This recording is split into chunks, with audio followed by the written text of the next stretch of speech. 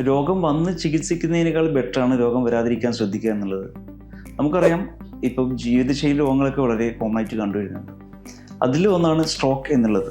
സ്ട്രോക്കിൻ്റെ കാരണങ്ങൾ എടുത്ത് നോക്കുകയാണെങ്കിൽ പ്രമേഹം ഒരു കാരണമാണ്, ബ്ലഡ് പ്രഷർ ഒരു കാരണമാണ്, ഒബേസിറ്റി അഥവാ പൊണ്ണത്തടി ഒരു കാരണമാണ്, കൊളസ്ട്രോൾ കൂടുന്നൊരവസ്ഥയും ഇതിനൊരു കാരണമാണ്.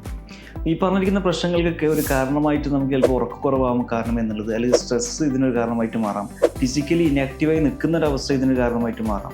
അതും അല്ലെങ്കിൽ ഡയറ്റ്, നമ്മുടെ ഭക്ഷണ രീതിയിലുള്ള പല മാറ്റങ്ങളാണ് ഇതിന് കാരണമായിട്ട് മാറുന്നത്. ഇവിടെയാണ് ആയുർവേദത്തിൽ പറഞ്ഞിരിക്കുന്ന ദിനചര്യയുടെ പ്രസക്തി നിങ്ങൾ മനസ്സിലാക്കേണ്ടതായിട്ടുള്ളത്.